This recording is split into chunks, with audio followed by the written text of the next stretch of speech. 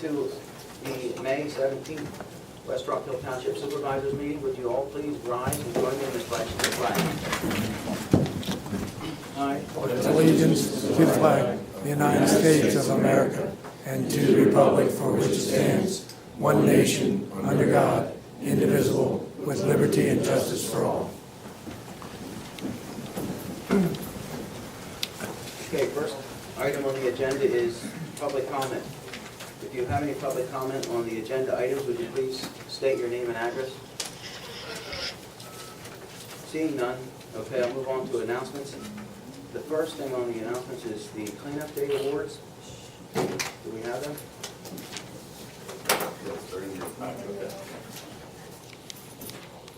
They are in the packet. There you go. Okay, first one I see here is Team 18. Jack Campbell, April Road. Is he here?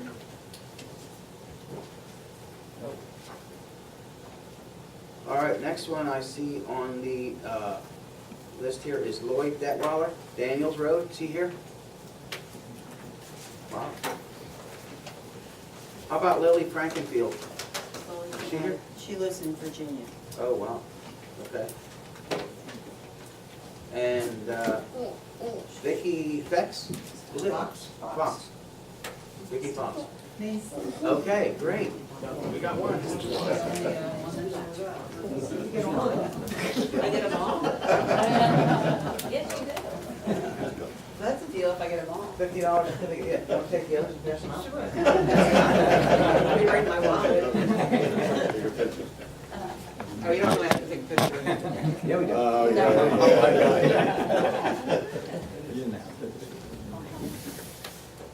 There you go. Thank you. Thank you. Thank you.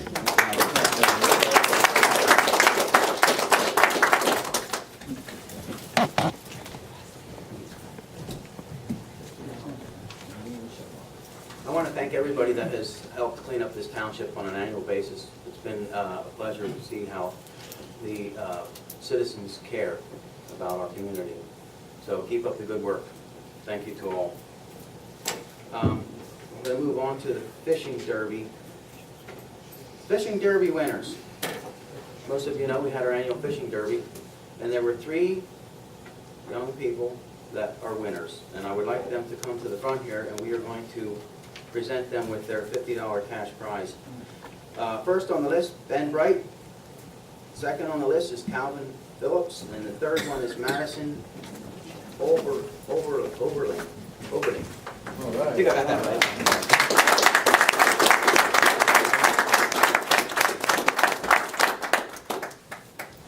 Okay. 12 and a half? No, I'm talking about your size of your fish. 16 inches, right? Oh my God. And I think yours was 21, right? 20 and a half? Anyway. Everyone, no, look over here. Look that way, towards the cameras. Thank you.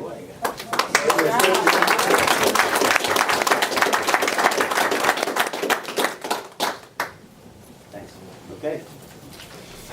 Don't spend it all in one place. Thank you.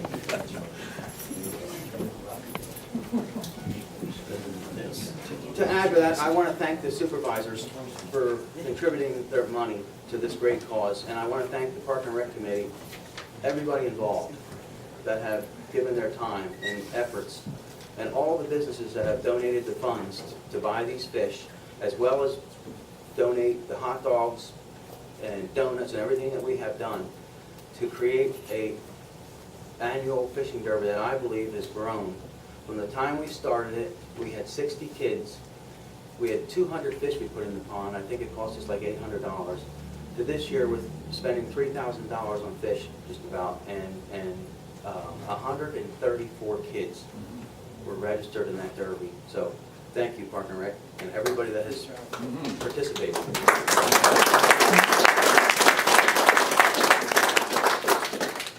Yes. Okay.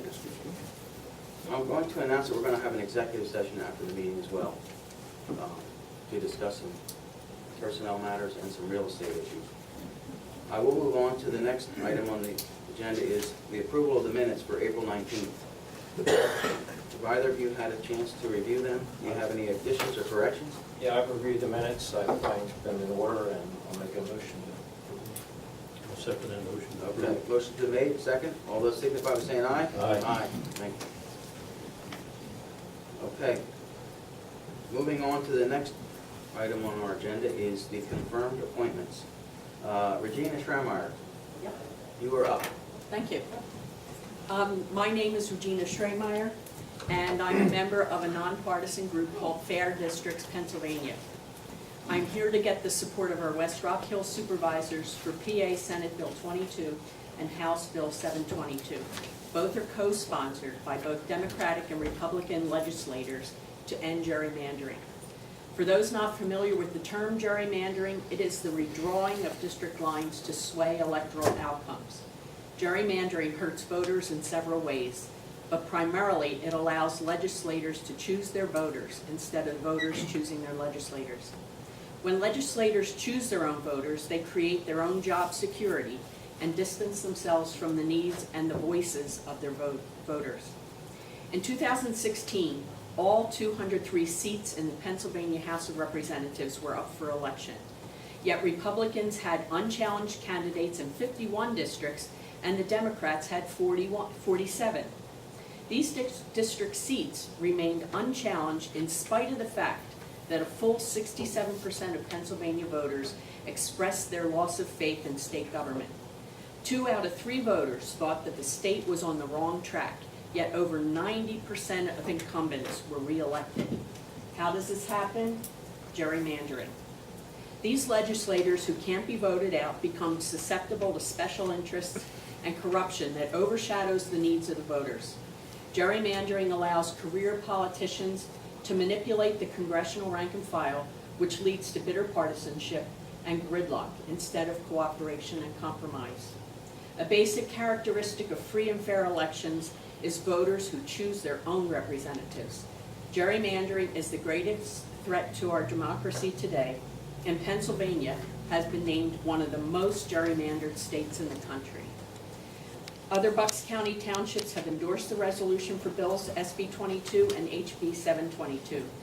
Brian Fitzpatrick, Mike Fitzpatrick, former Bucks Commissioner Andy Warren, former Representatives Jim Greenwood and Joe Conti are just a few of the people who have come out in support of this legislation. Brian Fitzpatrick has been quoted as saying, "As a former anti-corruption FBI special agent, I've seen the brokenness in our system, and I know the real-life impact that it has. Soft and hard corruption that tilts the legislative agenda towards special interests. Electoral complacency that causes lawmakers to focus on accumulating power rather than serving constituents.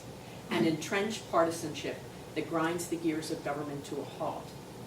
In a speech on the House floor, Fitzpatrick said, "Washington needs fewer politicians and more independent voices focused on serving the American people. They are the reason we are here. Let's not let them down. The time is now to answer their call to fix this system so we can then get to addressing the challenges we face as a nation." Fair Districts Pennsylvania is advocating for an independent commission to draw districts that will allow voters to decide which legislators best represent their needs and not those of other politicians and special interests. We hope you, the supervisors, will support this bill so that government is returned to the hands of the voters. We are here because your signatures will help our legislators make the right choice. Yesterday, some Fair Districts Pennsylvania members polled West Rockhill voters to see if they wanted our supervisors to sign the resolution changing the way districts are formed. We didn't have enough people to man the tables 100% of the time. However, of the 350 plus that did vote, 150 signed the petition. We think the result speaks volumes about what people think of the way our political system is working or not working for us now. I have a resolution here that has lines for your signatures, and I also have a copy of the petition signatures so that you can see for yourselves. Well, thank you. I will share that being at the polls yesterday, I did see the petition signatures, and I did get some information that was handed out to me. Okay. However, with how late the night did go, I did not get to read that information completely through, but I think you've explained pretty much what was explained to me. Okay. Have either of you? Do you have questions? Yeah, I have, there are some folks here from fair districts, and I have lots of material. There's so much material out there, it's mind-boggling. And I understand that. However, you're moving pretty fast for something that has just been handed out to us, explained to us. So I want to give the opportunity to either of my two supervisors, fellow supervisors, to give their input or thoughts regarding this matter. I have two questions off the top of my head. Okay. First, do you have any indication whether this petition was being signed as bipartisan across the township? Yes. Yes, it was signed bipartisan across this township. The bills have been introduced in a bipartisan way also. They both have a Democratic and a Republican sponsor for both the House and for the Senate. My other question was, how's the independent council chosen? That would be, The independent council has 5 Republican members, 5 Democratic members, and 3 independent. Now, they can also be chosen, right now there are several universities that have come up with some very, very sophisticated algorithms. Carnegie Mellon has come up with something called the Markov chain, and they can go in and if you go online and you look up Carnegie Mellon gerrymandering, you can get a map up of what our state looks like right now and what it looks like after the Markov chain is applied, which is a much fairer distribution of voters.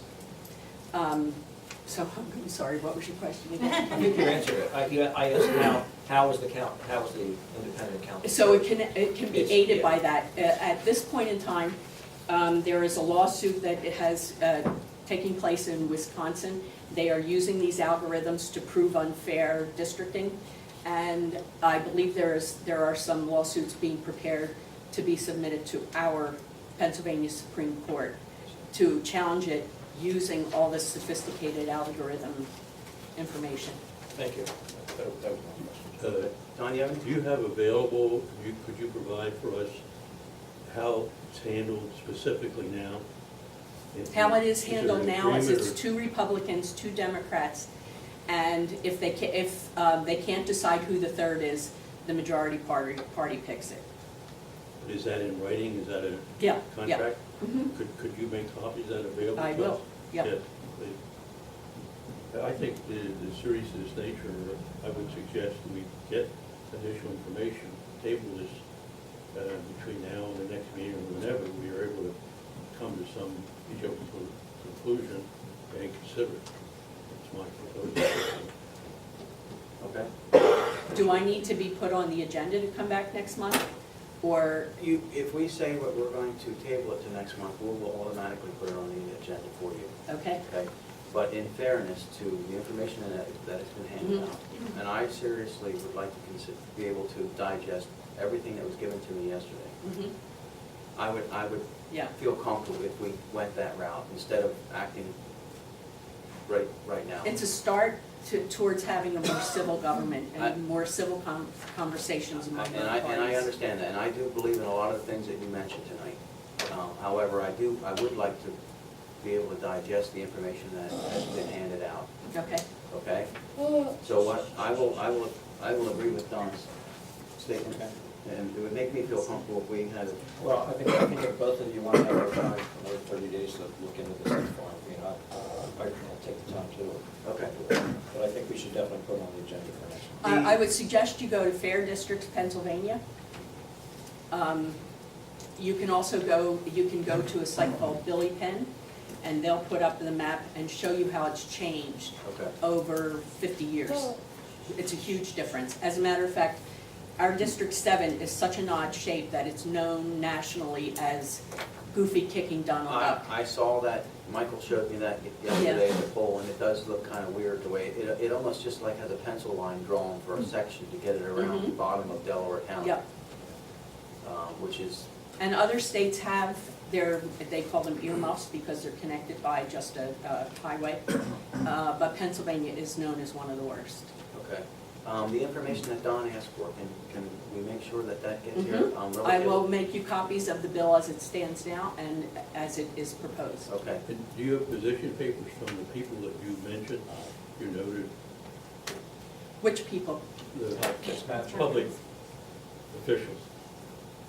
Yes, they're both, I forget the name of the Republican senator who has written letters to the editor. And this, the one I read that Fitzpatrick was quoted with, that was signed by a whole group of different legislators, both Republican and Democrat. It was in the Intelligencer. I would suggest you include that in the package. Okay, that, I can do that. And if for some reason we can't get to it next month, we'll get to it the following month. But Yeah, I would Jay said appreciate it if typically it's we'll go sooner. one for next month. Yeah. So There's plenty of information out there. The sooner that information gets to us, Oh, I'll get it to you. the sooner that we can act. I'll get it. Because I did see, you do have a list in here of some of the people that have signed on to that, I guess. Mhm. Where there's a list of all the elected officials that you have there. Yep. So I would say that for now, we will table this, and next month we will revisit this. Okay. And we'll probably put it in the same area as confirmed appointments, okay? I Okay. just want to add that I will be here. I was following Brian Fitzpatrick when he was running, and this was one of his top 10 items on his list. It was, I think it was number 4 on his list of things he wanted to correct. It was this and term limits, which were 2 of the top things that Brian would take care of. And basically, but with Fair Districts Pennsylvania, they realize that the politicians are never going to do this unless the voters speak up and apply pressure. Okay. Well, thank you may we keep the, Yeah, absolutely. I want to go through the list there and Yep. count the votes. Yes, you To can. verify. Thank you very much for that. Thank you. Okay. All right, moving on, the next confirmed appointment, well, actually, I go to committee report here. The first on the agenda there is the planning commission report. Chris, I guess you're pinch hitting tonight for Jeff? I am pinch hitting. We are pulling for Jeff, though. Good evening. All right.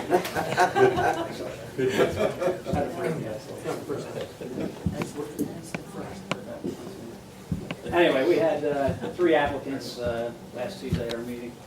And we had 3 members, so we were down to a skeleton crew. We had enough for a quorum, so we were able to conduct business. The first on the agenda was Nice Construction. I'm sure you guys are aware of their situation there. They're in the PC2 district, on Old 309, Bethlehem Pike. They are proposing to, I would say, finish constructing a 42 by 52 pole barn for the business equipment storage. They have raised an existing dwelling that was there and started construction on that 42 by 52 pole barn without comments. They've gathered up a handful of zoning issues by doing that. Two of them being building encroachments with rear and side yard setbacks. Another one being a buffer zone issue. They also have there's 3 parcels there. Let me go back a little bit. There's 3 parcels. He built on the one parcel, his father owns a parcel behind him, and another family member owns a parcel on the other side of the one that they're building on. They want to have an access drive from the rear of the building connecting to the rear parcel. So you have an easement issue there. They understand they have an easement issue, and I'll talk about that in a second. The easement I'll go back to it. The easement, they want to keep these three parcels separate. One of the ways to possibly cure the zoning issues would be to conglomerate the three parcels, but they don't want to do that. They want to keep them separate. So with this easement, they want to make it something that they want to call an extinguishable easement, which no one's really ever heard before. Maybe you have, Pat, but it seemed a little interesting to us. They want to say if the parcels ever sell, that the easement would go away, it would extinguish. We were a little skeptical of it. I think the engineer was a little skeptical, but we got to kick it in the solicitor's corner and see what you have to say about it. They are looking for some waivers. Can I stop you there? Yeah, go ahead. Because I've seen things like this happen in the past, but, you know, when you have separate parcels like that, the same persons are not gonna own those parcels forever. Right. And when you know, and you've heard of situations where a well or driveway or something's on somebody else's property, and then that changes hands, one of those changes hands, and all of a sudden that one person doesn't have access to that well or to that driveway, we have to eliminate something like that. That's something we gotta think about, that Absolutely. it's not allowing it before. Go ahead, That would be proceed on, thanks. skeptical. One waiver they're looking for, well, one waiver they're considering, this is another interesting aspect. To waive curb and sidewalks, there would be a fee in lieu of apparently $14,000. Now, they want to try to negotiate that down. If they can't negotiate it down, they're going to put the improvements in. It'll be cheaper for them to put the improvements in. What is it, 70 foot? About 70-some feet of frontage. So it'd be cheaper, they could put them in for less than $14,000. So But it's a matter, but they put the pole building up without permits. they or put the anything. whole building up without. And it's not just started, from what I saw after it's completed, the windows are in, everything, Yeah. just about. There was a shell when I first was notified about it, just the poles were sticking up. But since then, the siding, the roof, the windows and everything's in it, done. And I don't know that anybody gave permission to do that here. No. I'm sure they did. Okay. So anyway, getting back to the improvements, if they can do them, if they can negotiate that fee in lieu of down below what they would spend to put the improvements in, they want them waived. If they can't do that, they'll put the improvements in. That's whether or not you want the improvements out there, whether there no other improvements. What's the rationale for not wanting to combine it into one lot? I guess they wanted the ability to sell them off down the road. It goes into that they're not all in exactly the same ownership. The father owns one of the properties, and then the son owns two of the other properties. So there's some, I guess, estate considerations on Right. if they would merge. It does create another zoning issue though. They still have a residence there, so they have a dwelling and a business. And if that residence ever changed hands, then you would have an issue. Yeah, there's always a can of worms that open up there. So that was basically the rationale, it's a family thing. And again, they would open up another zoning Are issue. there that they property needed. line clearance issues that would evolve? What's that again? Property line clearance issues that would evolve? I mean, where they're building the barn in one lot versus the other lot, and somebody else gets the other lot, and then they don't meet the Setbacks. Yeah, well, they're already having problems They already setbacks on the have lot that. that they're on, that's Yes. part of the problem. They were originally gonna try to build on the rear lot, and again, they were having the dwelling use with the business use, so they would have had to find relief for that. And I think they purchased that, the lot, after they were in last time, that they put the pole barn on. But they had a critical due diligence issue. Yeah, because there would have been land development, stuff like that, Right. issues that would have came up. Yeah, yeah. sounds like an evolving complexity. That's an evolving complexity for sure. Okay. I'm sure there's strategy behind it, but it's not my place to say what that strategy is. Yeah. Okay. So anyway, the other waiver they were looking for, I lost my place.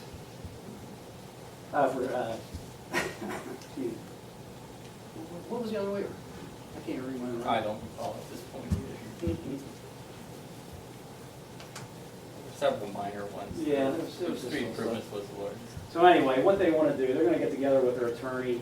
They're going to come up with some kind of plan to go to zoning hearing and come back to us. I don't know if they're coming to us before they go to zoning hearing or not, if that's protocol. That is their plan for now. So they are going to zoning here. Yeah, what they said was they're putting a proposal together with an attorney to go to zoning hearing. Okay. No matter what option they choose to proceed in, needs to go to the zoning hearing board. If they merge the lots or not, Yeah. Right. there still is a zoning question. Okay. Yeah, there's zoning question no matter what they do. And like I said, they have to keep the lots separated. So they got to get relief on the side yard, rear yard, and buffer. So they report the planning commission with what direction? Go get your act together or? Pretty much, yeah. Come back and tell us what the, either your attorney or the zoning board said. Zoning hearing. Okay. The second one was a traffic study. Traffic study You thing. guys agreed that you would agree to a Yes, recommendation. that's my last thing. Yes, we informally agreed to waive the request of traffic study. So that was it with NICE. You have any questions on that one? No, I think you explained it pretty well, thank you.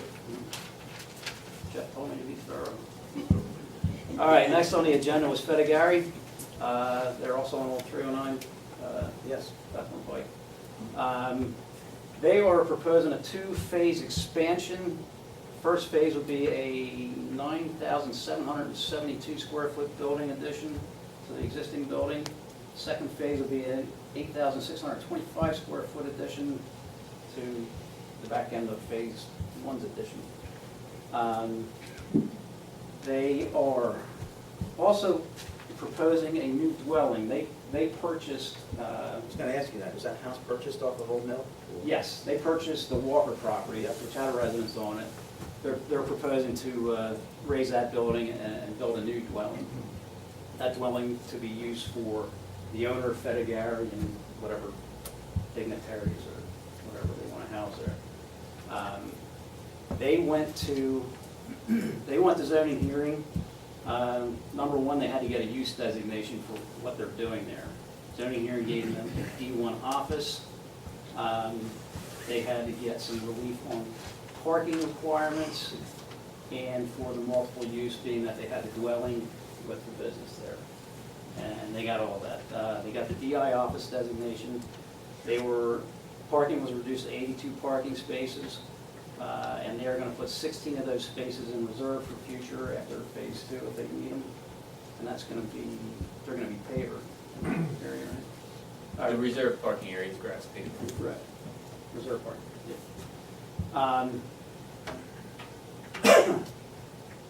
yeah.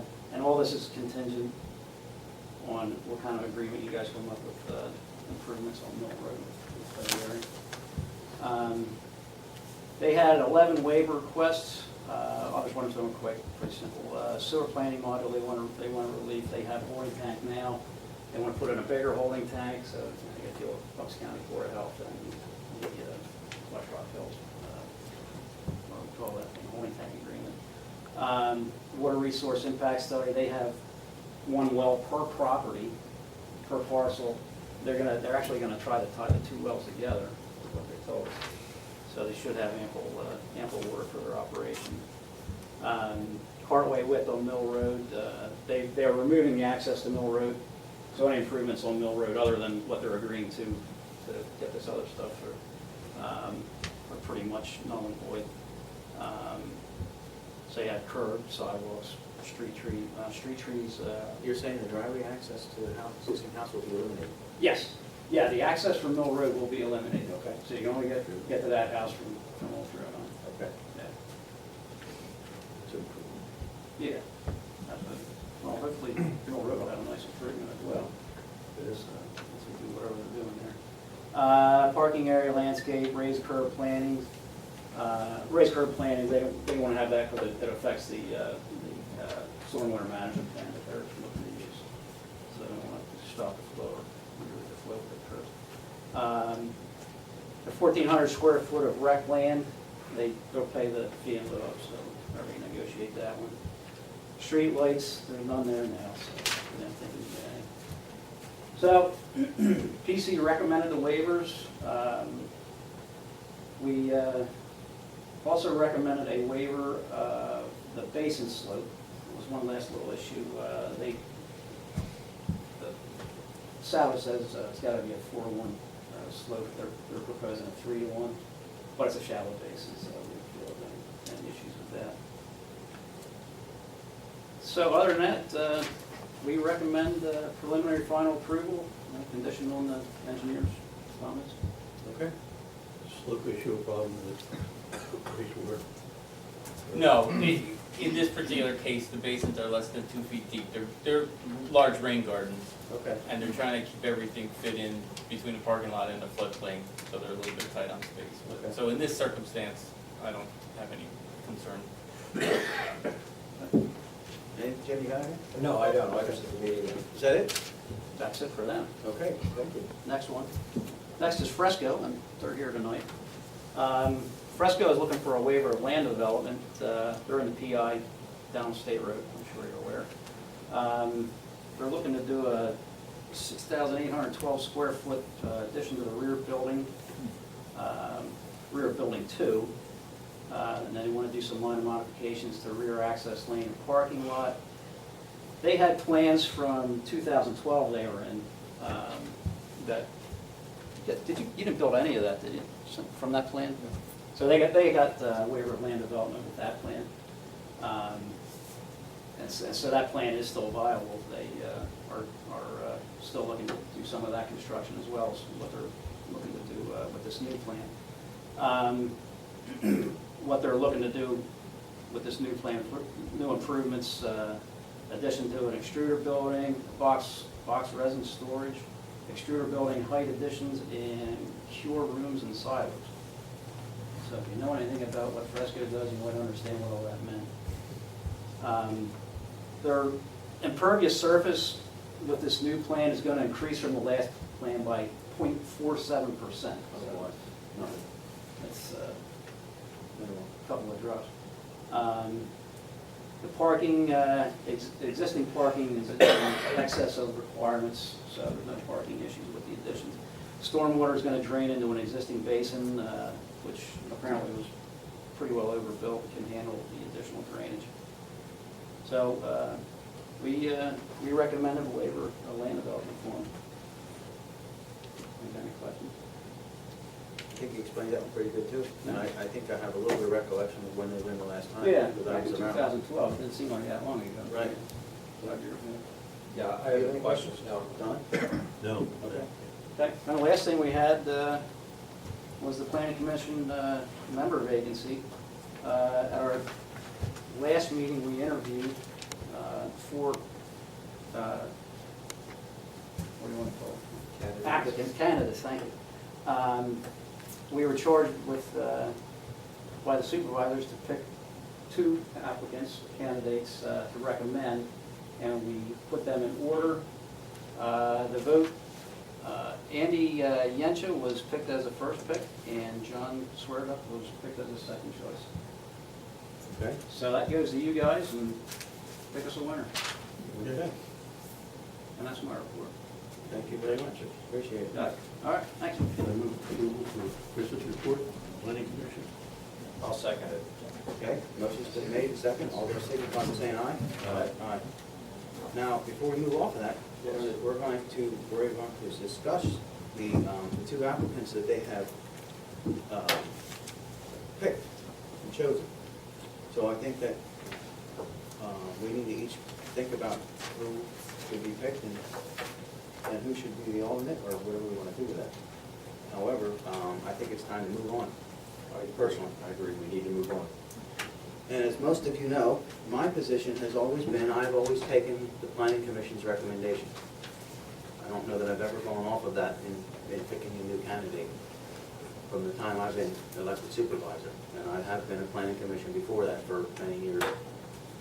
So I personally feel that we should follow suit. I don't know, and it's your choice to decide what you want to do. I haven't spoke to you about I it. didn't have it at all. So, share your voice with us. I've learned a lot about the people on the planning commission over the last couple of months. And as I've gotten more involved with it, and I really see where we need the diversity between the different types of people on the board. And I think Andrew brings a diversity we don't have right now, because we've got people that have environmental background, we've got people that have worked in the community like Chris, we've got Tim and Jeff, but I really think he brings a good mix into that, so I would agree with that. John? Well, I think both candidates are well qualified, could be well qualified, and so it's kind of a flip of the coin. Okay. Well, I would, as I said, I would make a recommendation that we take the planning commission's first choice recommendation to appoint Andrew to there. I would second that. And then we'll move on from there. We have a motion made and a second. All those signify by saying aye. Aye. Ayes have it. Okay. Chris, you got your candidate. Good deal. Okay? Thank you. Thank you to the planning commission and the board of supervisors. Appreciate it. Thank you. Thank you for volunteering. Okay, moving on to the next committee report. Wait a minute, don't we have to look at the committee? That's down, that's down. Okay. Yeah, we're gonna get that. I I'm didn't sorry. forget that. Oh, okay. Okay? All right, I thought we were gonna do that now. No. Never mind, I take it back. The Park and Rec report is next. Mr. Strobel. How are you? You've already talked about the fishing derby quite a bit, so I don't have too much to say about that. Other than you did a good job. Except that the kids eat hot dogs like they haven't eaten hot dogs. You wouldn't believe it. It's a shame the water wasn't cooler, because they only caught 40, 50 If that, trout yeah. out of the 300 and some. 400. 400. So all the local fishermen, thank all you people who, Dana came up with the money to buy these fish. The local guys just love it, I'll tell you, because they come in there and they catch the fish quick. And we actually got a fair amount of donations from private fishermen, Yes, we did. right? Yeah, we got $300 just by passing, well, not passing. 400. It was 396. 400, yes. Donation jar, so. So you look at that money, that, covered some of the expenses, So so. that was the toll gate you put out when they were trying to leave? Yeah, well, there was a few of them that we tripped on the way out, and we grabbed their pocketbook. But the fishing derby was a real success. Next, the veterans area for the bricks, which you okayed the budget on that. There's about a third of them finished and they're installed. And I was just over there, and in general, I mean, I think it's up to you to go over and you can see the comparison of the old and the new. That'll be a test. That'll be an eye opener. Yes, it will be, yeah. Complete difference. Yeah, it's nice to see some names you can really read now without having to, kind of scratch at them. Have you been over to see any of the? I have. Have you? I have, yeah, it's amazing. It's a difference. Yeah, big difference. Compassion Friends Garden is at a stalemate because of some of the water problems, I guess, the rain, so. But they've got, It's rained the last 2 weekends. but they have it, fenced off. They have the grass cut for the, shall I say, the Seating. configuration of how they're gonna do it. They got the grass cut, and they're ready to move. As soon as they get some good weather, they'll be digging and putting in the wall first, I presume. Whatever. The Park and Rec has approved the school board, the baseball, Little League has wanted us to approve their new scoreboard. It's larger, and Mr. Reese is here to give you a little rundown, so if you have any questions about the new scoreboard, if I could say that. Dave, you have any comments on that? I was just going to say it's an upgrade in LED lighting. It's a larger scoreboard. It includes 9 innings. It has it's a little bit larger than what we have. We have like an 8x10 now with a sponsor sign. We're looking at an 8x20, which has larger, more visible, all the innings, 9 innings available. It's gonna be a lot more economical as far as electric. It's gonna be new, it's not gonna be 20 years old. And we're also looking to upgrade our electric panel and box and meter to a weatherproof, which you should have all pertinent pictures. If not, I have all those documentation about all that. So that's weatherproof, and it's kind of weather resistant for years to come. I looked at your diagrams. First of all, they do need to get an electrical permit, right? Got it. Okay. You got it? Okay. I don't want to find somebody hanging. I was gonna say, I got some paperwork done according to Craig. The, Checks approved. is this the actual color, this neon blue? No, it's green and white. Pennridge colors. Okay. Just put my mind Yep. out. No, we're upgrading. The scoreboards that we're upgrading, the one at Brook City An is a perfect 8x20 example. neon blue sign, didn't Yeah, it? no, that just happened to be the one that they proposed that they. And it put will be in the exact same location as the one now, right? Yes, it's just gonna be wire, like I say, so they have to take out the 2 footers that are, and the 2 poles that are there, and put 2 I-beams, 12 foot on the center. It's gonna be 21 foot out of the ground, or 25 foot I-beams, and then they're gonna have cross braces, or 4 sections of 4x8 panels that go up, and sponsor sign across the top. Okay. I know Mary had a concern that she wanted to make sure there was no distraction to drivers coming down. I asked the same question at the park, Okay. at the Park and Rec meeting, and he said that there would be. Well, when I With the stood out LED there and looked at it, I don't think there would be. I mean, it's far enough. it looks like it's back there far enough in the angles, a certain way that it doesn't really affect anything on the road. The scoreboard is behind the right field fence, which is 338 foot on right field, so that's from home plate. Right. So that's not even, Yeah. you know. But it's a valid question though, because these issues do come up, and we had from time to time, down in the see there, at the major, they feel we were okay with Oh, the with the lights, the one time with the guys who were the poinsettias, that we had to get the piece. So that was, that's always a concern of ours, because the residents are gonna come here and complain for the motors, not to you. And then you're gonna install a new power box? Yeah, it's gonna be an upgrade to the electric panel, so basically there's gonna be no wood. So basically what it is. That is has been 6x6. approved by the staff, He has applied for it, I don't know, Yeah. did Dave call you for the building permit? I didn't get a call. okay, that, But he's applied for it. his, Yeah. okay, He's applied he's for it. going through the proper channel. Yep, checks are written and they were all received by township. I think the only thing from the Park and Rec was, is this power box gonna, will it be larger? And do we need something to make it look nice, some shrubbery or something like that to kind of hide it? Is that possible? Is this picture the proposed power box here? It doesn't look any bigger than the other one, really. No, Just the it's old actually, The other one's a big board, so. yeah, the other one's. yeah, This is yeah, gonna look much It's nicer. Yeah. look a whole lot cleaner. This is- we don't have pictures up here, but I think that's the new one, right? Yeah, this is a new one.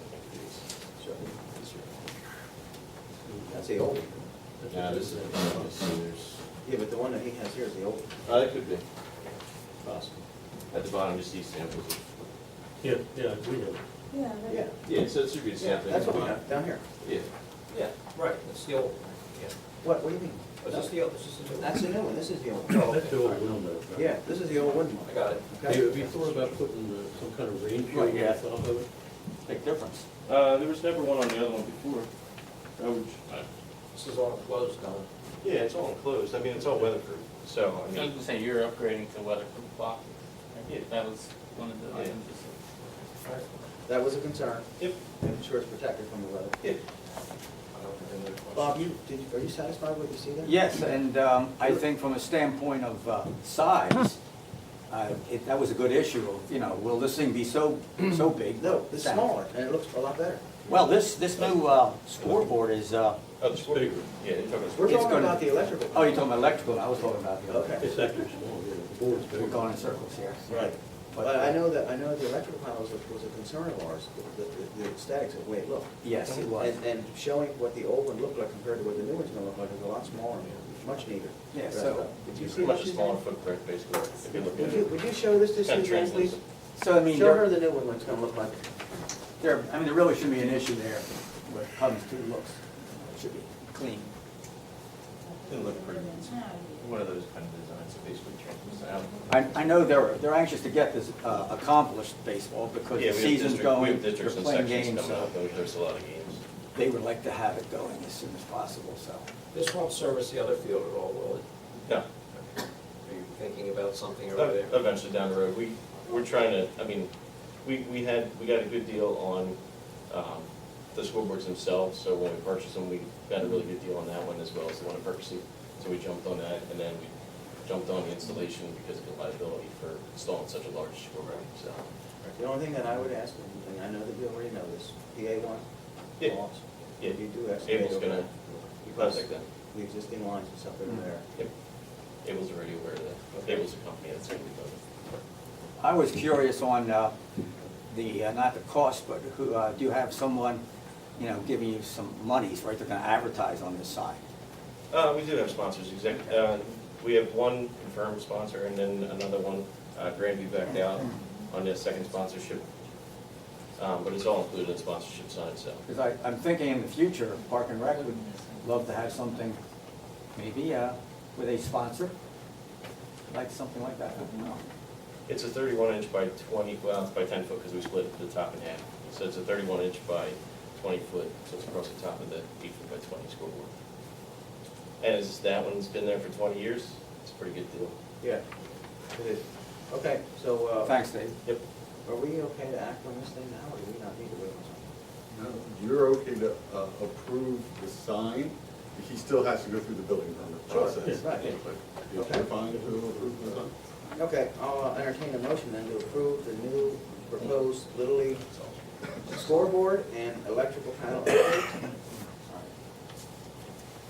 Can we do that with panel upgrades or maybe we don't know You can do it all. Okay, then I'll second. Subject to Subject to. Yes, subject to, okay. permit approval. All right, Okay. then I'll second it, and then I should hear from.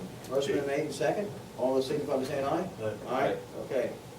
Dave, make it look good. Thank you, Okay. appreciate it.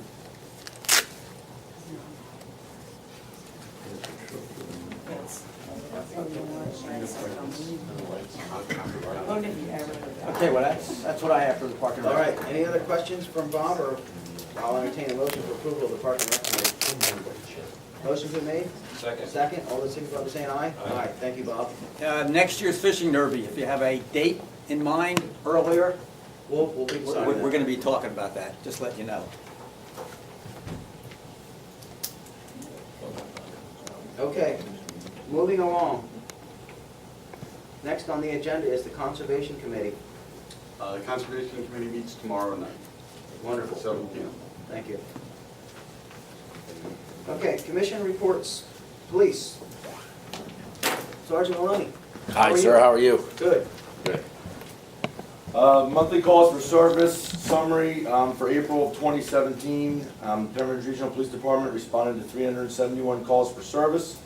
Of those calls, 174 were in East Rockhill Township and 197 were in West Rockhill. The department handled 25 traffic crashes, 13 crashes in East Rockhill, 12 in West Rockhill. 7 were reportable crashes and 18 were non-reportable crashes. The various criminal activity the Pennridge Regional Police officers responded to, they responded to 14 Part 1 crimes and 39 Part 2 crimes in April, totaling 53 crimes. Part 1 crimes are also known as index crimes or violent crimes. They include things such as homicide, sexual assault, robbery, aggravated assault, burglary, theft, auto theft, and arson. In West Rockhill, the reported crimes, there was a sex offense, burglary, theft of $200 and over, theft of $50 to $200, theft under $50. There was a fraud, a trespass, narcotics possession, dealing specifically with heroin, public drunkenness. There were 4 DUI cases, 2 disorderly conducts, 3 ordinance violations, a domestic violence, and 2 criminal mischief cases, just in West Rockhill alone for the month of April. The criminal arrests that were accomplished in April, we had 1 theft, 1 receiving stolen property, 1 possession of heroin, 3 DUIs, 2 possession of marijuanas, 1 possession of drug paraphernalia, 1 public drunkenness, 3 disorderly conducts, 3 defiant trespass, and 1 township burning ordinance. Other police activities for the month of April, officers conducted 260 traffic enforcement details, 61 traffic details on Old Bethlehem Pike specifically. Officers issued 28 verbal traffic warnings, 59 citations, and 74 written warnings. Officers also conducted 312 business checks. the various administrative information that happened for the month of April. 2 officers attended the funeral for Corporal Ballard, the Delaware State Trooper that was killed in the line of duty at the Wawa down outside of Wilmington, and the drug take-back results. It was a very large thing that was done throughout the whole county. They received 9,892.66 pounds, which is phenomenal. Just the Pennridge Regional Police Department and Grandview Hospital combined, they had 250.13 pounds that was delivered to them. That's a lot.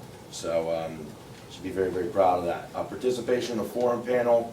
Chief did. He participated in a forum panel which highlighted the Bucks County drug epidemic. So that's it for the month of April. Activity by the Pennridge Regional Police Department. Okay, do either have any questions for Joe? All right, fine. Okay. Move approval of the report. I'll second. Motion's been made and second. All those signify by saying aye. Aye. Thank you. Sorry. Thank you, gentlemen. Have a good night. Yes, you too. Thank you.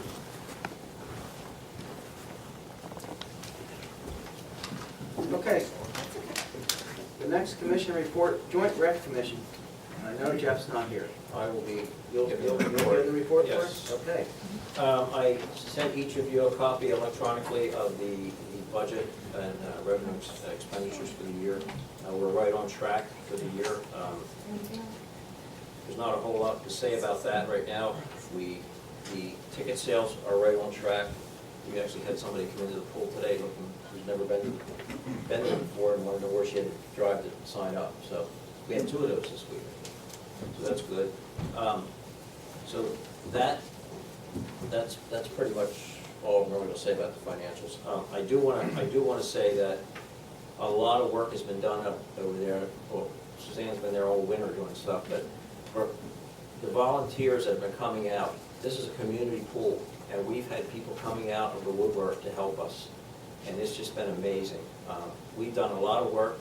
A lot of people volunteered their time. They volunteered their equipment. They volunteered to just pay for stuff. I just want to, if you don't mind, I just want to thank a few people here.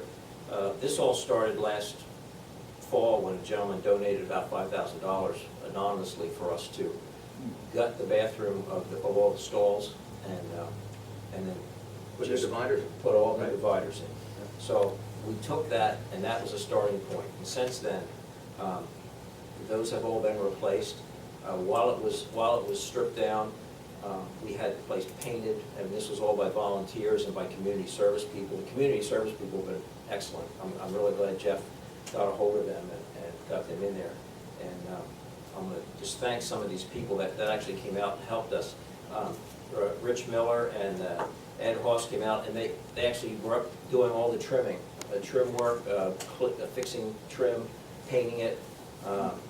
Debbie Neeson and Sandy Leopold have been in there scrubbing floors. They repainted all the ladies' rooms and men's rooms floors, the walls, along with Suzanne and some of the community service folks.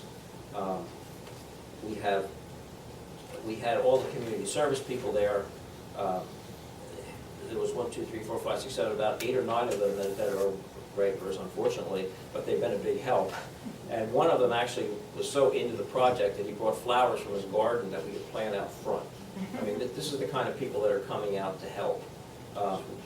Tony Bojan in the back there, he brought over his backhoe and helped us find a leak. He was great. Thank you, Tony. Tommy Wambold is coming over. He's going to paint all of the stuff up top, all the upper windows, because we didn't want any civilians getting up there to do that. And Tommy said he'd bring his crew over to do it. While he's there, he's going to put a new roof on the shed. So, I mean, Chris Thurstein built us a new bulletin board, and thank you, Chris. I mean, we just had so much going on, and the pool is really coming around. We've got a whole new snack bar, and we're really trying to advertise that. It's just been amazing, and the one guy keeps coming back over and over and over again, just stops in and says, "What can I do to help?" With Bob Strobel. He just, I'd say he shows up like a bad penny, but he's shown up like a good penny, and he's really been there a lot to help. There's others too. I just don't, off the top of my head, I didn't come up with anybody else, but it's been amazing the amount of work we're getting done over there. The pool is completely repainted now. Kelly's coming back in on Sunday to just touch up a couple things. He's gonna open the drains, he's gonna get the filters ready, and then on Monday, they're gonna start with the water in. Okay, we've got that all laid out with Sellersville.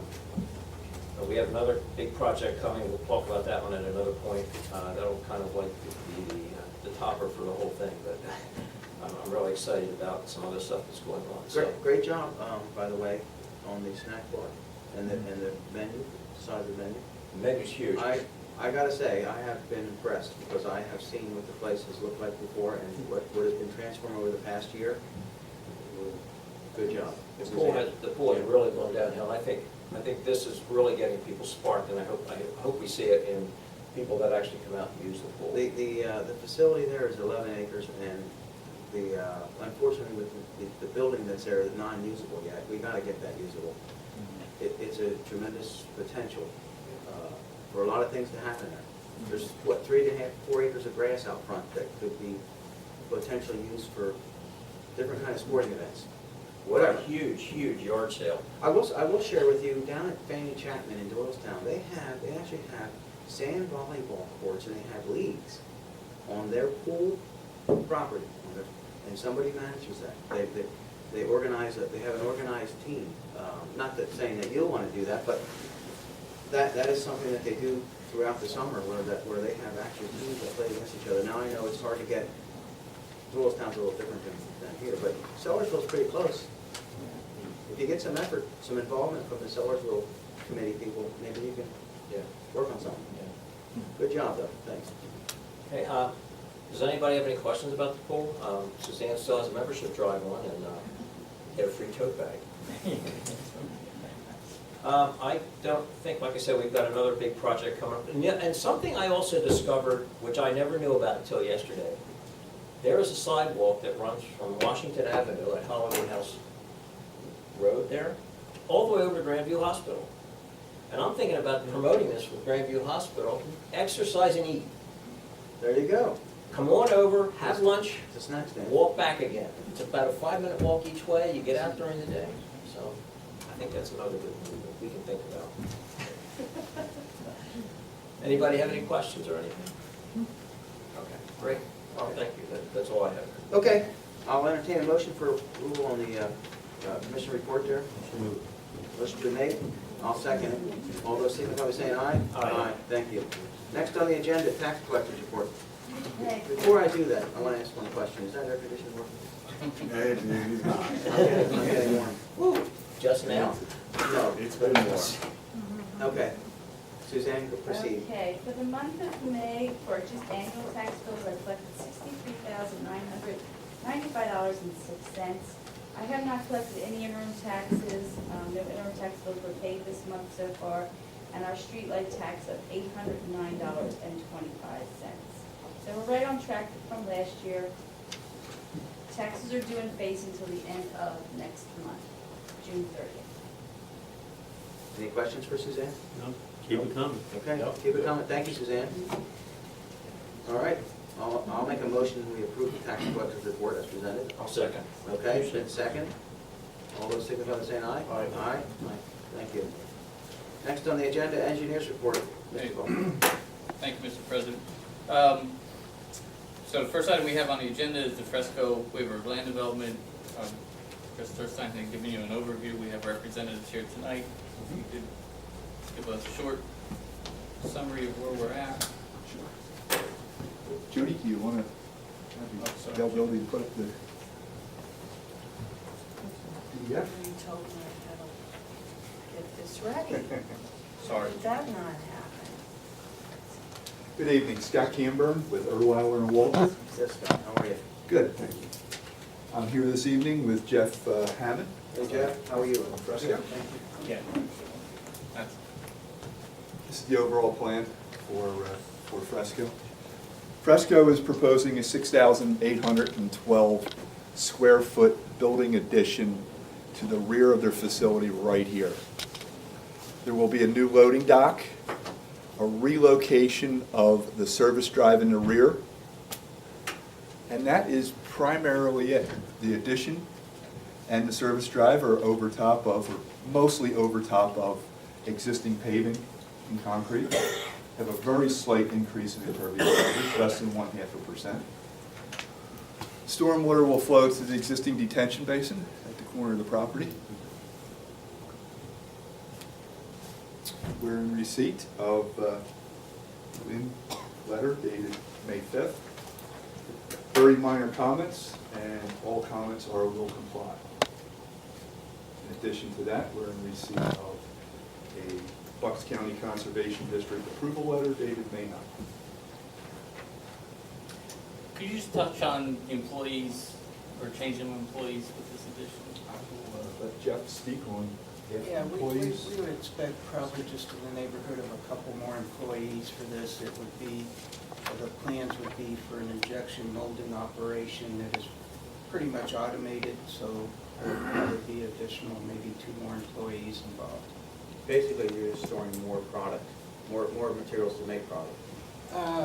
Yeah, well, we will be molding product, but the machines are fairly much automatic in operation, and employees just tend to the, parts as they're made and things of that nature.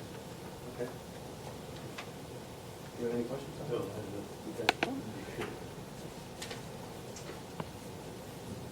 And as I think Chris described, it's fairly consistent with the waiver land development that we processed in 2012, except for this modification to that rear building addition. Yeah, the 2012 additions were right here. This was extruder addition and a box resin storage facility across the driveway.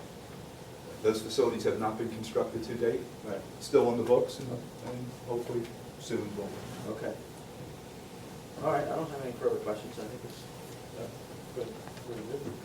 So you'd be looking to authorize the solicitor for an approval resolution. We would. Do I have someone to make a motion? I'll make a motion. The motion made regarding that matter. Second? We have a second. All those signify by saying aye. Aye. Aye, thank you. And that motion is to authorize the solicitor to construct a resolution, right? Consistent with the 5-5 review. That's right. And anything that's been worked out with staff? Will work out. Yep, thank you. Very And good. As you're aware, you'll get a copy of the draft agreement. Yes. And if Fresco agrees to it before the next meeting, you don't have to attend. Okay. Very good. Thank you very much. Have a great evening.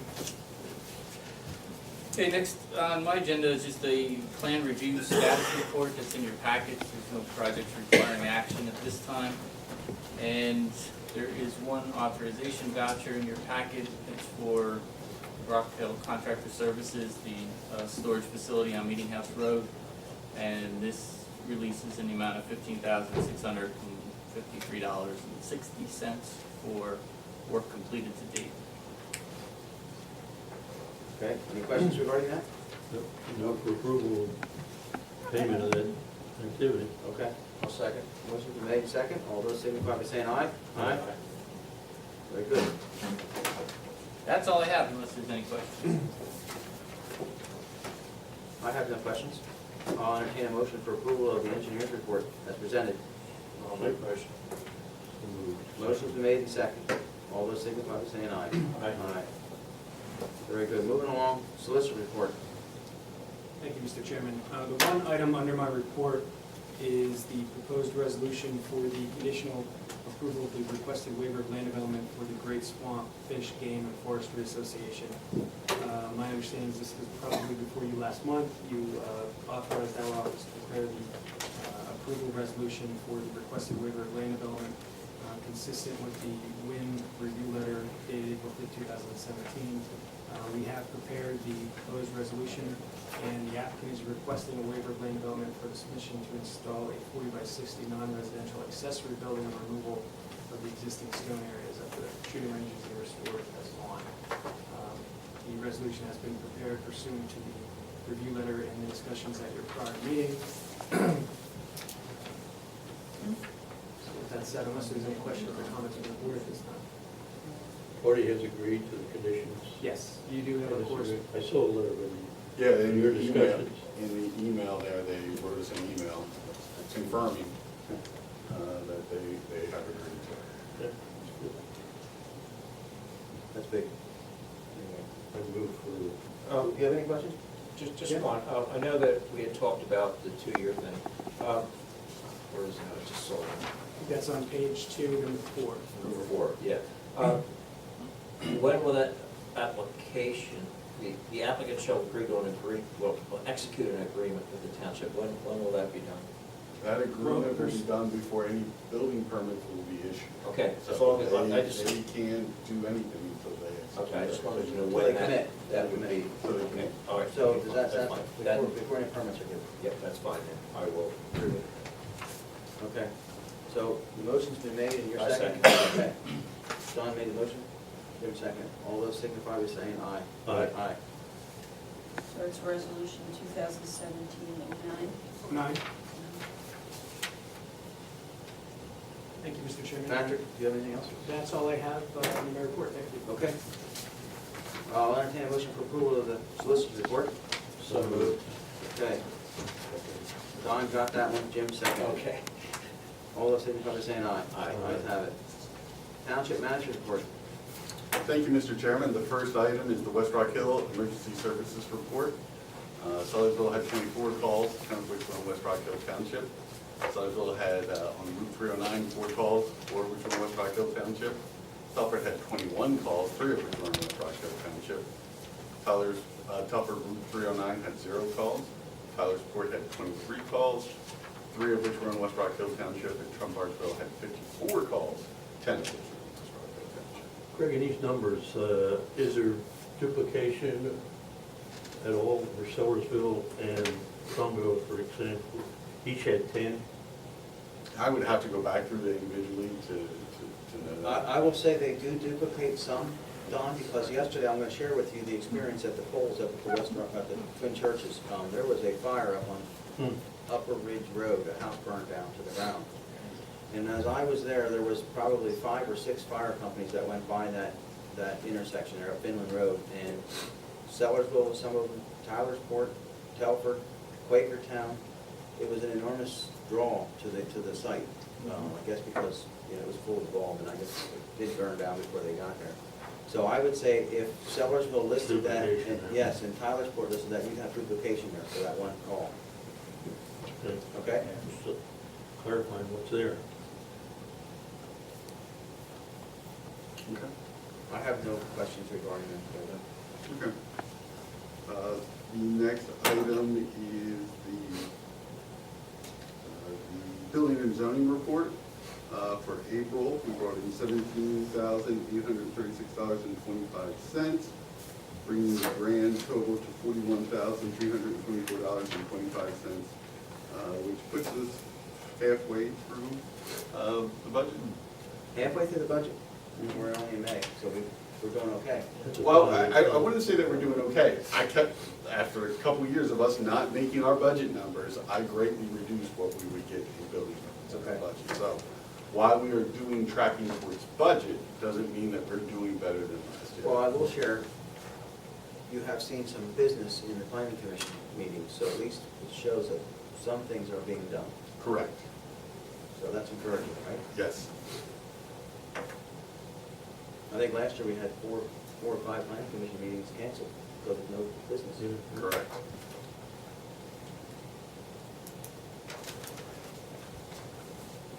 So, any questions? You also have a list of permits that are being issued. Any questions in the room? No. All right, the next item is the treasurer's report. The general fund, $413,298.76.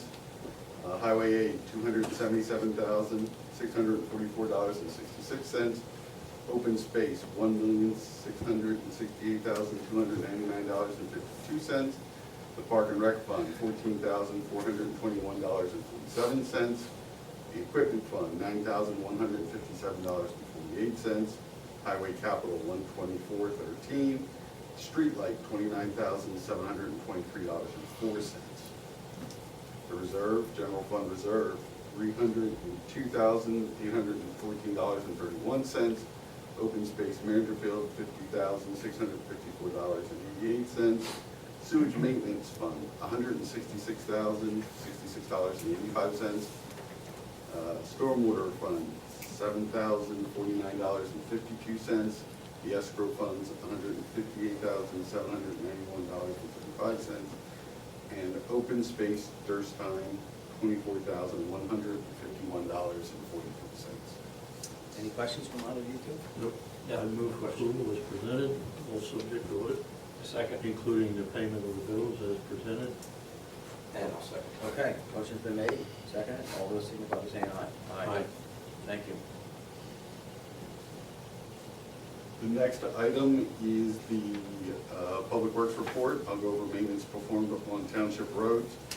Cleaned out storm boxes, cross pipes for the upcoming rainstorm, finished the drainage work at PD, saw cut green top and gold mine roads for pipe replacement, ditch work on Old Mine and Green Top Road, patched 1,000 Acre and Green Top roads, restoned and regraded the bottom half of South Tower Road, picked up trash on Old Mill Road, Meeting House, Forest, picked up tires on Barnet Road, helped clean up at the Holly House Pool, and monthly inspections across pipes, culverts, and creeks.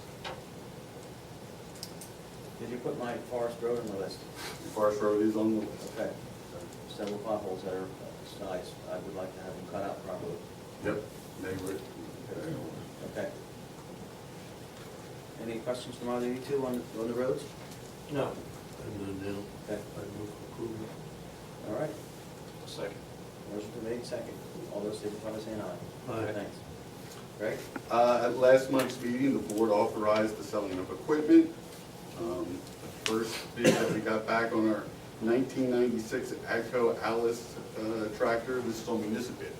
It's like eBay for municipal things. They bid on it online. The winning bid amount was $16,788. That one up? Yeah. Yeah. So that's for the Alice Tremors tractor, the AGCO. That's what we paid for. You also had a saw up for sale, still $760. The winning bid amount was $700. So. Did they pay it? Well, no, they don't pay it. You have to approve it. All right. The last item is the 1990 International Dump Truck with the 11-foot sling plow and the Swenson salt spreader. Oh, boy. When I entered it into municipal, I hit PM instead of AM. It was supposed to end at 9 AM. It will end in 45 minutes. The current bid is $6,501. So if that price is acceptable to you, or a higher one, if somebody bids higher. At 2:30, it was 4,000 and something. Right, It's it always going up. bids up at the last minute. I would have took that. But you have to wait until it's over. I realize that, but that is good, I actually. think that 9 PM might turn out to be a good thing. Yeah, Right. it might be. So I would look for authorization of you accepting the first two bids and whatever the high bid ends up being on the 1990 International Dump Truck. It will not be less than $6,501. So moved. Yeah, second. Second? Okay. Don made the motion. Jim second. All those signify by saying aye. Aye. By the way, the truck's 36 years old. It is. You're right. Collectible. And it's cost us a lot of issues. All right, the next item on the agenda is support for the Percy Regional Police Department and radar. You have a letter in your packets. I will go over it. Dear legislators, Pennsylvania is now the only state that denies radar to municipal police departments, even though those departments are mostly responsible for enforcing local speed limits. We think that is not a good policy and it's time for a change. The West Rockhill Board of Supervisors supports the use of local police radar for full-time police departments, such as the Pennridge Regional Police Department. Driving over posted speed limits in our local roads has become serious problems as it is on our highways where the state police use radar. Speed limits are set low for good reason, where our residents, including children, live and play. We encourage you to support legislation to allow the local full-time police departments to use radar in Pennsylvania. If you have any questions, please don't hesitate to contact our manager, Craig. Okay. A few comments on that. This is a county-wide effort by all the townships are preparing this highest grade prepare letter on behalf of us for your approval, and so the whole county's going after that. And Bacado is sponsoring this program. Well, I think all of us have sat on the police commission, and we've all been involved in the police for quite some time. And this issue has always come up, is speed, and there always has been complaints of residents of people driving too fast in the roadways. From my perspective, I think a police officer is qualified whether he is a state trooper or a municipal police officer, regional, borough, whatever you want to call it. So I personally would support this letter moving forward because I think it's a very important issue to protecting the residents of our communities. So I just have one question. Is this radar in general? Is it handheld units? Is it units they would be setting up? Radar in general. Combination of. It could be a combination. Well, that's what I would like to see, a combination of both, so they have some flexibility. Okay, I just wanted to make sure that we were keeping it generalized. Since Salem has 40-some thousand residents. Right, and yeah. That's a different scope than what we would look at here in our two townships. Okay, all right. So, Yeah, no, I'm in favor of that too. I just had that one question. I wanted to make sure we knew what we were. and everybody should know the region has been resisted in the past because people keep saying, well, it's just going to be a cash cow for the townships. I can guarantee that's not the case because townships very little bit of the fines that are involved in this activity. So it's not a cash cow for anybody. It's enforcing laws. Well said. Okay, so. I'll make a motion. I made the Oh, you motion. make a motion? I'll second. There's a second? Yeah. All those signify by saying aye. Aye. Thank you. That's all I have, Mr. Chairman. Okay. I'll entertain a motion for approval of the township manager's report as presented. So moved. Okay, motion's been made. Second. All those signify by saying aye. Aye. Aye, thank you. Moving on, old business, the comprehensive plan. So I guess I'll start. Jim, would you like to share what you? I would like to see the comprehensive plan team be, mimic the type of people we have in the planning commission. I want to see a variety of people from different walks of life to be able to come in and give different perspectives on things. So from my perspective, I think being a rural township, we have to consider our environment as something, a major part of it, and how this township's going to look in 10 years and what that's going to do to the environment. And I think Michelle Shetter, as an environmental scientist and a person who's an expert on septic system design and those types of things, would be an excellent candidate for that. Okay. Don? So the other candidates that are already been selected would be planning commission, which would be two people from planning commission. Chris and Alex Ulmer. It's not. And I believe Alex Ulmer kind of has sort of the same credentials same background that Michelle has, from what I've looked at, Right. the resumes. That he's already seated on the planning commission. I'll share my opinion if you don't want, or you want to go? Okay. My opinion is I feel, and I've followed this through, that John Swearduck has been attending the meetings regularly here for probably over a year, maybe close to 2 years. And he did express interest that if he didn't make the planning commission, he would be interested in the comprehensive plan. So, since the planning commission had two picks, their two top choices, my choice for the comprehensive plan would be John Swearduck to fill that vacancy besides the two planning commission members that we already have on there. Right? Bob Stroh. And Bob Stroh, right. Right. Bob Stroh was a bit. We may have a situation with Jeff, but we may have to think about that. Jeff backed out, that's right. Okay. So that would make that would make the team, that's just my perspective, but I'm open for more discussions, Don. If you have a different opinion or feeling? No, I think minimum 5 people. If you get many more than that, it becomes difficult to have good progress in developing the plan. And I think someone like John, who's participated in a lot of both planning and or certainly a viable candidate. I will say that if we had a need and didn't have volunteers, then body as volunteers, he would participate if we wanted to. So that's another wrinkle in performance. Okay.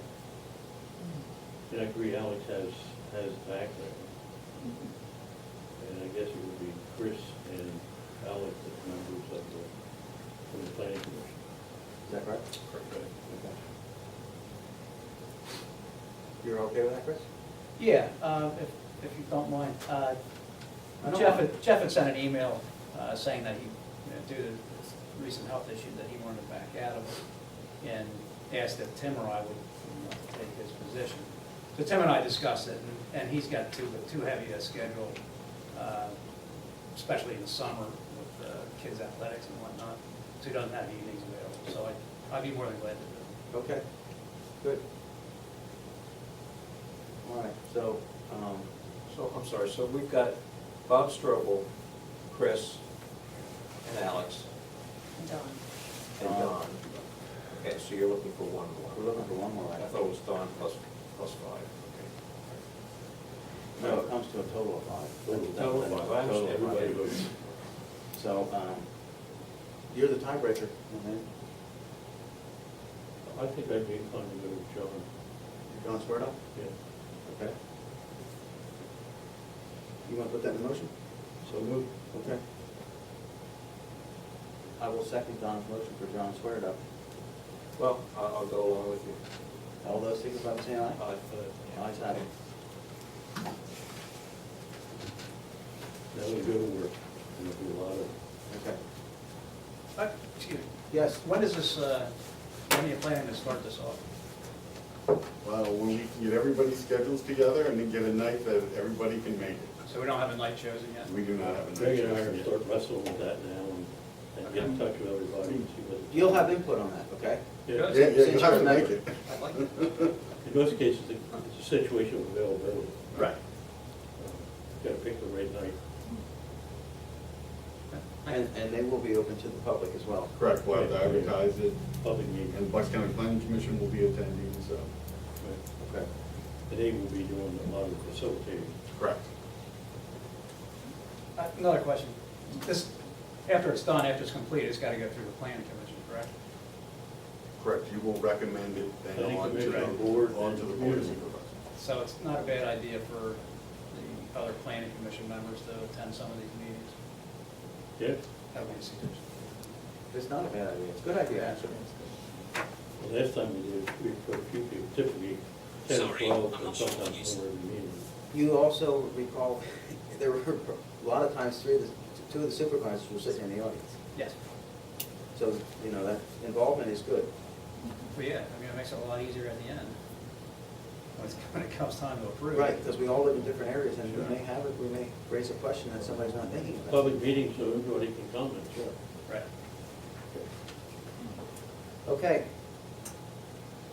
That's it for old business? I just had a question, Rob. When are we going to look at the house across the street again? We have the contract, right? Well, there was, I thought that, I'll share my info on that, because I actually came here one day when they were leaving, and we had a meeting. I thought we had everything ironed out, but then there was some change or something made to the lease. Yeah, we went over the lease. We had with the Historical Society, and there were some changes made. I forwarded to the board to see if they have any comments or questions about it. Most of the changes were minor. There was only one change of any substance, and that was in section 11A of making sure that the board fixes the repairs that are listed, such as plumbing, roof. Before, in the old lease, it said it would be your sole choice to choose whether or not you do those repairs. Well, I think it should be the board's choice. That's what I think it should be. And that's up to the board The issue there to is, decide. I'm not defending anybody, but the issue is there, if you're renting a property, whether it's that or whatever, it's the board, it's the township's responsibility to maintain that facility. If the roof has a hole in it, you know. But why wouldn't you? sidewalk. Why wouldn't you? Well, you What? said you wouldn't. What? No, I didn't say we wouldn't. No. Did I say that?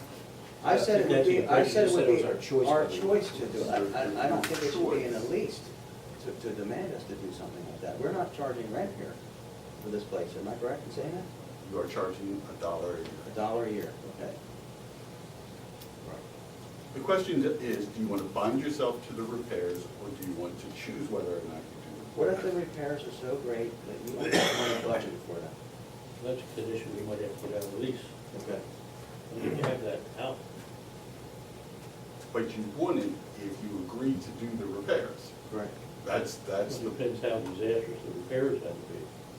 I'm not completely aware or familiar with the history of this. I'm looking at it right now, this provision. And, you know, you could add a couple I'm not sure where it is on the discussions, but you could fix it by adding a couple words within the sole discretion of the board of supervisors, subject to review and approval of the township. Something, if that's already been discussed and. yeah, that's already been discussed the way it was before. It was their sole discretion on whether or not they fixed it or not. Right. The Historical Society's point was, we're putting a lot of effort into this. No doubt about And it. why are we going to be putting in our work, our money, our sweat equity into this building if you can just choose to not make a repair? And so all of a sudden, we start doing the work, and then we don't fix all, we choose not to fix the roof. Their counterpoint is, you're gonna have to fix the roof anyway. Put something in there relative to whatever repairs would be required and how that would relate to the total value of the property. In other words, something might happen, say a wall falls in, it's gonna be questioned whether they ever gonna rebuild that wall. So, And you that's, understand what I'm saying? yeah, right, and that's, and what we did there in 11A is more or less, you know, the roof, the plumbing, it has nothing about foundations, has nothing about walls. It is the basic things of things that go wrong in a house. It's not, there could be major expense, you know, plumbing, electrical system goes wrong, there could be major things, but it does not include the walls, does not include the foundation, does not include those structural major defects of something going wrong. And I think that the Historical Society agreed and understood that part. But they don't understand if they're going to be putting a lot of money in, and we just don't feel like fixing the roof, you know, why are they putting in their effort? Well, I don't think we would ever go that route without fixing the roof, but I don't feel that the taxpayer should be bound to an agreement like that, to demand it. Correct, it comes down to a trust level, of, you know, are you going to fix your roof of your building if it starts leaking? Because if you don't fix the roof, the building's going to go black. You know, so it's whether they bind you to do it or you choose.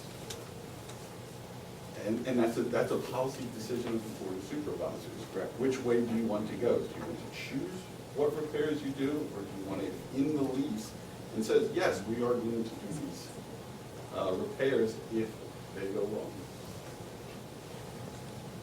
And other than that, all the other issues, So we're down to that one line in there. other than that, all the other things that we talked about, I had no problem. I had no problem. I was comfortable with all the other things myself. That was the one thing that I was not comfortable with, because that demands you spending taxpayer money that may become an issue, or if you don't have it, per se, depending on what it is.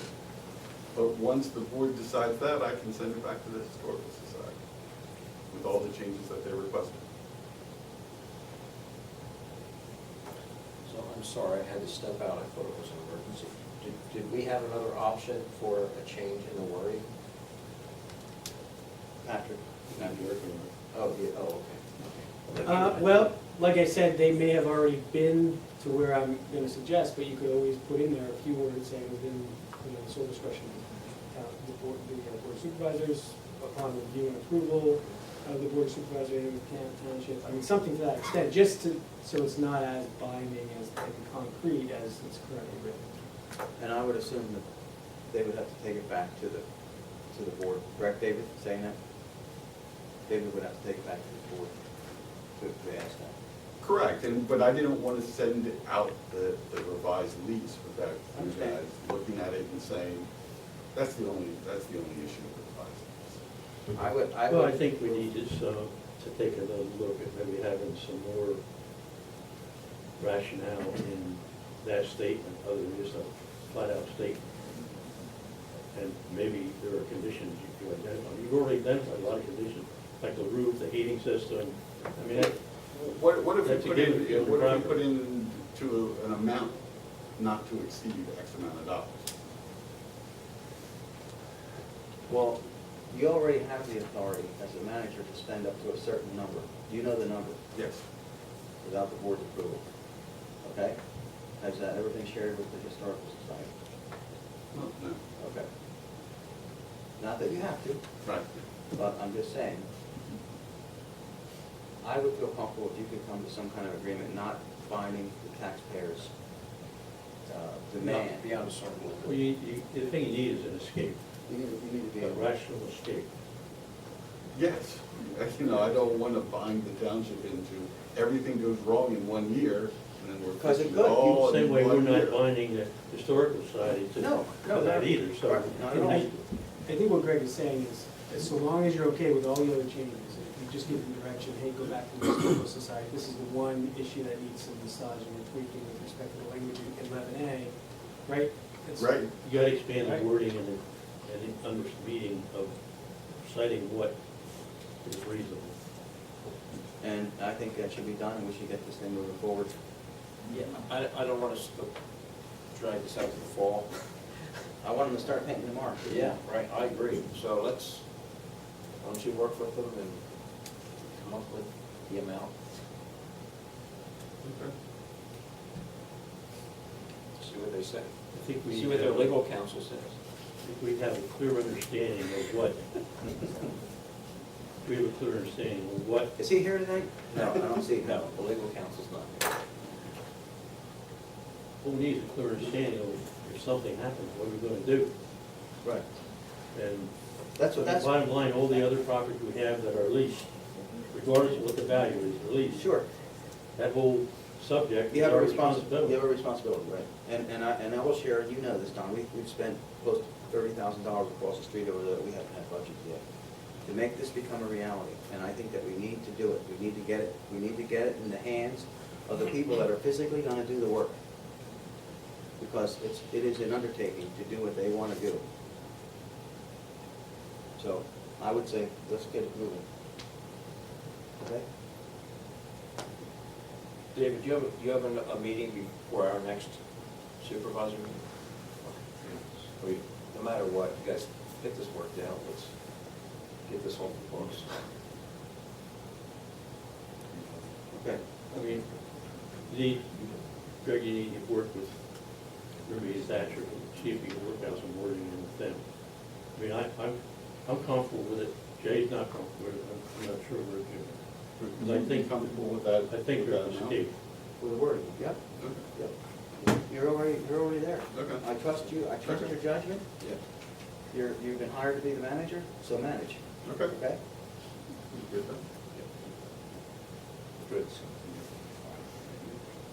That's my only question. Thank you.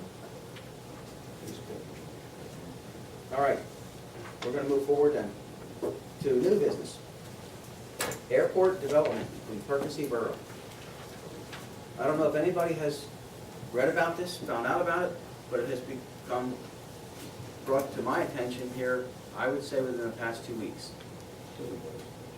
And, well, some people didn't know about it. Yeah, I think the board- That I talked to at the polls yesterday, they didn't know about it. However, it affects us in West Rockhill Township, and it also affects us, Pennridge Regional Police, because we have the jurisdiction over East and West Rockhill Township. And 2 of the members here sit on that police commission every year.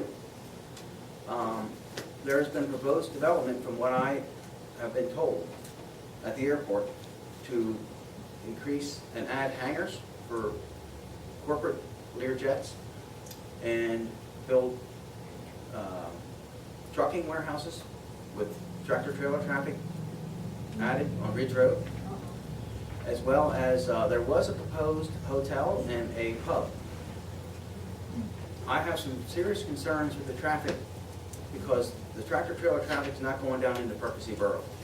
it's gonna go to East Rockhill or West Rockhill. And the roads that are along there, I don't believe are sufficient for tractor trailer traffic.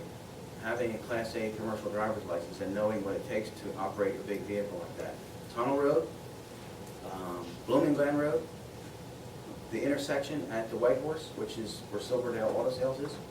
And of course, most tractor trailers are gonna come to West Rock Hill to get onto the bypass. Or they're gonna try and cheat and go north on the old 309, which is gonna be a real mess. You all know how close the cars are at the corner there from the Silverdale Auto Sales.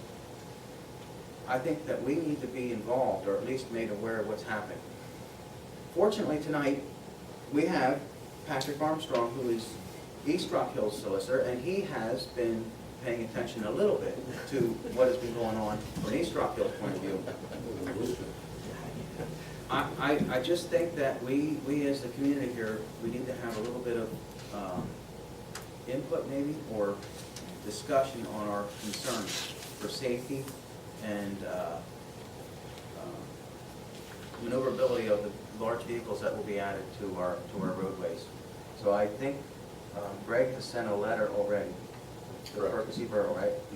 Identifying some issues. I would like a letter to be constructed and the board to sign it to Percy Borough. Possibly maybe keeping us in the loop, or inviting us, or maybe having the manager go and sit in on a meeting or two, a couple meetings, to find out what's actually happening. I don't know if anybody's ever been on Tunnel Road, but imagine tractor trailers trying to come out from this new development on the Tunnel Road, where they just put 2 brand new houses on the corner, if you've seen them. Pretty large houses. And then trying to get a tractor trailer out onto Ridge Road, you have to take a chance and pull out there with a car, because the bend in the road, you can't see, your sight distance is very limited. And I believe that that's gonna be a real issue for the residents there of East Rockhill Township, as well as when those trucks come this way. So I'm making people aware of this because I believe it's something we need to give input on now before it happens, and then deal with the aftermath. The other issue that I do want to bring up is Branch Valley Sportsman's Association is right next to the airport. It's been there for a long, long time. I'm a member there, as well as many of the other people that are in the community here are members there. I have concerns of a hotel and a pub being built right by an airport next to a sportsman's association that has active shooting going on every Wednesday night till 10 o'clock, and people shoot at all the legalized ranges almost every day. Just because of the sake of noise. Imagine being in your hotel room and hearing gunshots going off. You're going to be annoyed if you're woke up, if you're trying to sleep or something. So those are issues and items that I think people should be thinking about before a plan gets finalized. Now, I do know that they have already given preliminary approval, from what I've been told. So, just items to be aware of. Patrick, question on that. They do Percy Borough. Percy Borough, yes, Percy Borough. We were talking, this is an application. Percy Borough owns that chunk that is in front of the airport, and it is in the comp plan. Yeah, their comp plan was done a couple years ago. It was in there. Okay. I lived there, so I knew about it. Okay. Knew about it a couple I got a years. question on the hangars that they're adding to handle probably most of the aircraft they have sitting around out there in the open. Is there any indication that they're just for jets? I don't know if we know that. I don't know if the airport does that. They're Most just of the jets, they used to keep inside the big building at the airport. right. We just know that there are 2 hangars, 9 units per hangar. That doesn't mean just 9 planes. It just means there's 9 units. The units can be divvied up. But depending on the size of the aircraft. Right. And the hangars are in East Rockhill. The hangar in East Rockhill. Right. Yeah, but it's important to note there's actually 3 different, there's the hangars that they're proposing, which is in East Rockhill, and then there's the business park, which kind of, the majority of, and Steve may know better than I, Yeah. the majority of these structures and the improvements are in Percy Borough, but it does straddle a little bit and carry over a little bit into East Rockhill. All right, the initial phase of construction for the business park has all the structures in Percy Borough, a small piece of parking lot in East Rock Hill, and stormwater management. is in East Rockhill because everything runs away from the ridge down to 3 Mile Run Road, so naturally it comes into the township. So East Rockhill does have a plan they're currently reviewing for the business park, but it has no new buildings. That, all the buildings for the business park are in Perkins Borough. Steve, are there one-way extensions involved? in No. this? So they can only bring certain size? They're, at this point, they're physically limited, or prohibited from Small twin doing the engine. runway extensions because of the railroad at the, we'll call it the western side, Right. and Schoolhouse Road on the eastern side. The other thing I'll share, noise-wise, not knowing that the airport has always been there, and the size of planes that have always come in and out of there have been the Piper Cub type, single engine. I do live in the flight path on the West Rockhill side. However, the sound of the Learjet is quite a bit different than a single engine Piper Cub. And I have had concerns, complaints from a few people of the noise level that they're concerned about. So there will be increased noise level, but it is an airport, it's an existing airport, and they are allowed to do with what the federal regulations allow them to do, I know. I just want to make people aware of the concerns that are there, that people have identified to me. Any questions on that matter? Concerns? Okay. Would the board be okay with the manager sending a letter to the council from the? I want to see the letter. Yeah, Yeah. of course. You'd have to approve the letter. You would want the board to sign, you would want to authorize the board or the Yes. chairperson to sign. Yes. But the board would have to approve the letter before that would be done. Yeah, because you'll sign it. Okay? Okay. I'm gonna make that motion. I'll second. Okay, motion's been made and second. All those signify by saying aye. Aye. Aye, thank you. Okay, any other discussion on that matter? Seeing none. I have one thing under new business that I want to bring up, and that is, since we are going to sell these pieces of equipment, the Alice Charles tractor we used to have a plow on, and we used as a snow removal piece of equipment when we had bad storms. Would it be smart to look into the purchase of a plow for our John Deere tractor that we now have, that we use to arm mow and use instead of the Alice? Absolutely, it would be a backup machine that could get through any. Which is what we would use if we Get had it. some more space, so. Yeah. Could you possibly look at, you have looked at, I got a verbal quote. You got a verbal quote. Today, between 13 and 14,000. I'll get a firmer quote for next month's meeting. Okay. I got a verbal between 13 and 14,000. would you do that, please? Would the board accept? Yeah, I mean, We'll see what he gets. Yeah. yeah, we'll see what he gets, but, you know, that's well covered by the money we're getting back on the other sales. Yes. It's-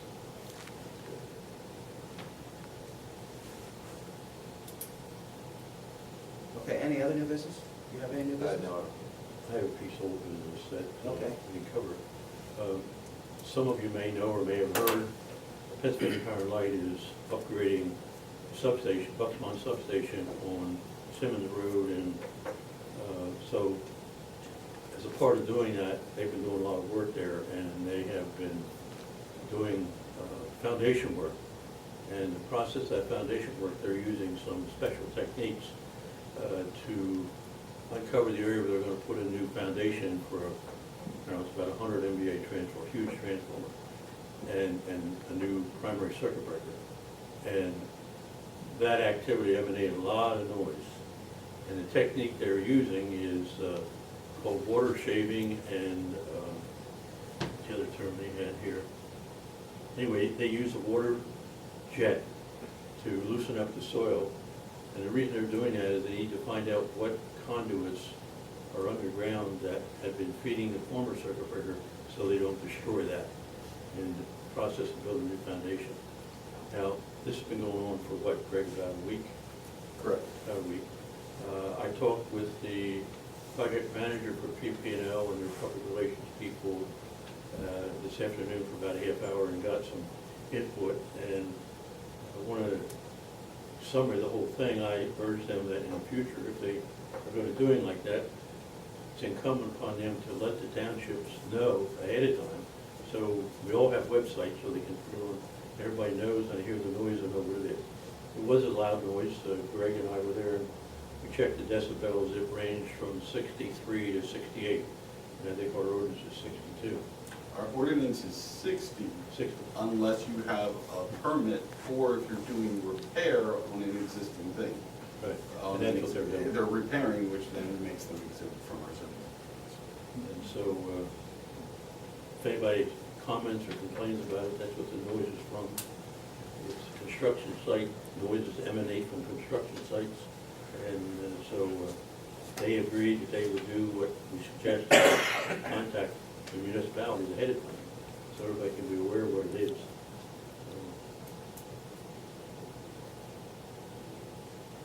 All right. Anybody have any questions? Can they buffer the sound in any way? Beg pardon? Can they buffer the sound in any way? Did they? Can they buffer the sound? Can they put walls up? Can The they- sound is from inside, comes from the devices that are inside the truck. And, I mean, it's over now. The only thing they have left to do is they're gonna install the circuit breaker, do the foundation, and then install the circuit breaker, and in the next 2 weeks, it'll be testing on breaker, and you'll hear live pops, like a pop gun or something like that, from, at your location about what you hear. And what they're doing is opening and closing that breaker to make sure it's functional. It's all the controls and so forth. But, and they'll be out of there on June the 2nd. Their fault, they admitted they didn't let anybody know. And it could be an annoying sound, and it varied with the wind, the way the wind was blowing. Okay. Jim, you have anything? No, yeah. You have any new business, Jim? No. Okay. Is there any public comment? One of the things I forgot to mention about the independent commission Yes. is that even though there would be 5 Democrats and 5 Republicans and 3 independents, they would be chosen from a group of 40 applicants who would have to submit their resumes and their experience, and they would have to have absolutely no relation, contact, business dealings with any politicians. Is there, Regina, is there any, a written document of what you Yep. just said? Yep. Can you make sure I'll we get get that? you, yes. Thank you. And what was the other thing? And Doylestown has already signed a resolution, Tinicum, Middletown, Solbury, and I'm not sure which other ones are. Okay. Mr. Linden? Robert Linden, West Reagan Drive. Can you give us an update on PennDOT's promises to pave Ridge Road, et cetera? I have been told that they will be starting sometime in June. Greg, have you heard? That's what I heard sometime in June. Okay. I will share with you that the recent storms, rainstorms that we have had have put them behind a few weeks because of the rain. And I've actually seen it. I drive every day on the road, and I have seen numerous rainy days where a large project, they are paving from 611, 412 all the way over through Springtown towards Hellertown. And that project has been moving along nice, but they have lost several days due to inclement weather. So I know it's not something you want to hear, but it is, I'm seeing the truth of some of that stuff that's going on. I was Okay. on 412. This weekend's done. It's beautiful, isn't it? Yeah, it's done. Yeah. It's nice. Yeah. But I don't think it was as bad. And I as- think the same company that did that is going to be doing Ridge Road, I believe. So I would say that Ridge Road, when it's done, it's going to be done the right way. Thank you. Okay? Thanks. Yes. James Strom, 741 Tower Road. Just a request that that intersection, that Tower Road and Ridge Valley Road, the brush, it's getting really hard to see. Thank you for bringing that up, because last night when I went up to the Twin Churches at 10 o'clock, the dead tree that I had identified in the ditch just past Tower Road has still not been taken out of there. And there's actually debris now from the rainstorm that it is washed up against it and blocked there. This tree is dead. It's been dead for years. And it is in the ditch. PennDOT's right. It's on PennDOT's Road, Ridge Valley Road, just past Tower, on the right-hand side, going north. But it's really hard to see. In the wintertime, you have lights that you can see from cars coming, but in this, when it's light out in the morning, you're taking your life in your hands, and they cleaned out the brush last year. Yes, So- and I did have a meeting with Craig Stats a couple weeks ago, and I identified these issues. Even if you look, if you drive Ridge Valley Road, you'll see, we did a beautiful job, we got that repaved last year, finally, after all these years. But the ditches have not been touched. There's still water, there's debris laying in the sides, the water's laying in the sides, and that's what eats the sides of the roadway, because we can't get the water away. PennDOT has a new person in charge now. You know, we've had the previous one here. There's somebody new now, and I am told that we're making headway with this new person. So I'm working on trying to get a confirmation of a plan of ditch and swale cleaning. And that includes the brush along the sides and the ditches, so the water can get away from the roadway, which the state, you, the taxpayer, it's over $1 million a mile to pave a road the right way. So when we do it, we want it to last for a long time. But when you, because of the way Tower Road comes out, there is like a little hill that has the brush on it, so if you're in a car, it's dangerous to try to pull out looking to the right because the bend's there. So if they clean out that brush. You're correct. I mean, it's really experienced it. dangerous. We will make another email and call. And there's another spot that if you're going from Forest Road up to Ridge Road on Lawn Avenue, there's a really bad pothole that's there near the bend. If you listen to the manager's report, Okay, you got that when he went on the roadways, I identified Forest Road. No, it's not Forest Road. Forest Road's bad, but this is on Lawn Avenue. Lawn Avenue, okay, we'll add that to your list. It's bad. Okay? Lawn Avenue, thank you, Jane. And I have another question. Oh, okay. I'm sorry. This thing with Great Swamp, you said that they had an agreement. Does that have anything to do with that emergency road that you want to put through? Emergency access. Yes, it will. Yes. Can you tell me that it will never be used as a thoroughfare, even 10 years from now? And if it's an emergency access, what about the people on Tower Road? If there is an emergency, how do we get there? That will be the determination of the police and the fire at that time, and the EMS. We have an emergency management team here in place, and you can discuss it with Greg if you want. When you come in, he can show you who's in place and who does what. But I will guarantee from my perspective, from my position here as your supervisor, that emergency access will never be used as a roadway. Because And I don't know I don't think they anyone. would sign, I don't think that the club would even sign to that. This has been a major accomplishment to actually get this, because when it was visited 12 years ago, they said absolutely not. The membership said no way. They didn't want anybody on their property, any kind of access because of, you know what happens. There's issues now with the four-wheelers, kids with the four-wheelers and stuff Tell me about that we deal with. We have property on the right-of-way for PP&L. And if those kids on those four-wheelers and the snowmobilers get hurt, guess who they're gonna look at, even though we have it posted and say, no trespassing, et cetera, et cetera, et cetera, they're still there. Understand? And if you put that road through, I don't know anyone on Tower Road who thinks that that's a good idea. Even though, I understand that if a fire starts down near the bottom of Tower Road, we have a major problem because we can't get out. But I also know that if that thing becomes accessible to the general public, especially people on four-wheelers and four-wheelers, we're gonna have a major problem. Because people are walking on that road all the time. It's like a park road because there's not, once you get above Johanna Drive, there are not that many people. And I can tell you right now that that road is not the road we moved on to, how many years ago? Over 40 years ago. Yeah, and there's been a lot, there has been, not that it has been really always good, but there has been a lot of new development since you lived there 40 years ago. Tell me about it. With houses. And The road was abandoned from Johanna Drive up. We couldn't get electric, we had to string our own electric in the trees. We had to string or bury our own phone line. We had to do all of that stuff. Well- The road was abandoned, and it was, and now the new people drive up and down like it's crazy. we'll do our best to get a handle on that, but I will assure you, any access will not be used by the public. We guarantee you that, okay? Make sure that's in the minutes. Okay, there was somebody over here. Tony. Tony, Clymer Avenue. I'd like to thank the board and the planning commission for the consideration for the planning commission. And the other thing I'd like to say too is that I'd like to just, I know that township can't do anything about it, but the concern I have with the closing of the courthouse. And, you know, I think it's a hardship for the residents of the township.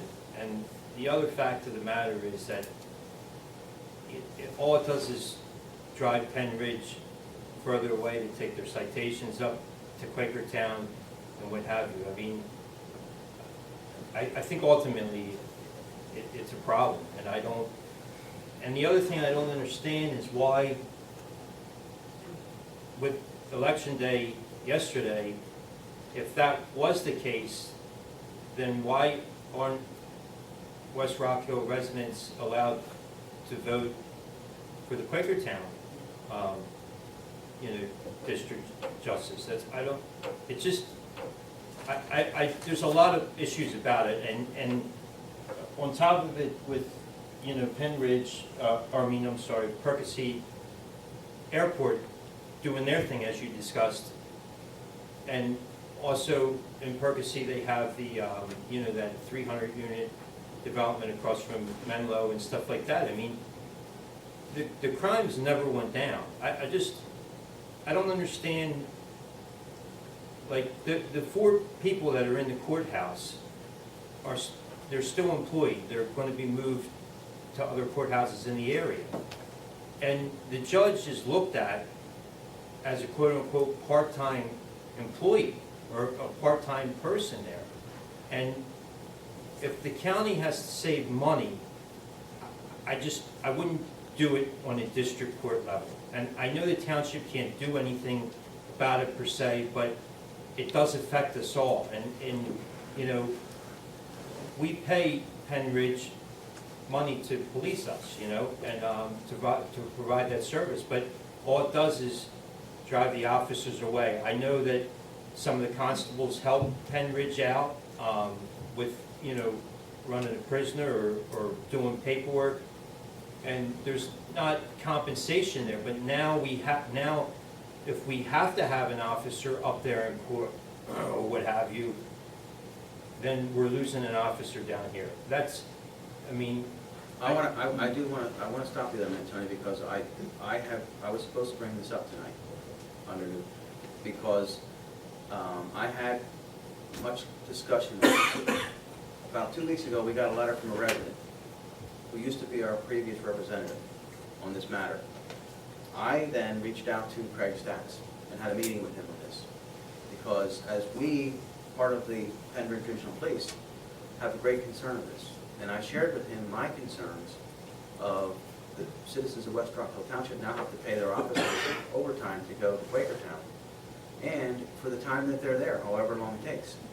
So that takes police units out of our jurisdiction, which puts us not at full strength, possibly. And he explained to me that the decision was made from a judge, and it was nothing that we could change. The only thing we could change is we could write a letter to the district court or whoever made this decision with explaining our displeasure and have the supervisor sign it. Is that something that you would consider? Oh, absolutely. I would consider doing that in a heartbeat. And I'd actually make a motion that we propose a letter to send to whoever made this decision with our concerns and our residents' concerns, and then have the board sign that. It will go to the PA Supreme Court. PA Supreme Court. This is, go ahead. Regina Schremeyer, why didn't our legislators have some input before this decision was made? Where were our legislators? That's what they won't answer me on that. I've been told that the decision was made. You can't stop it. And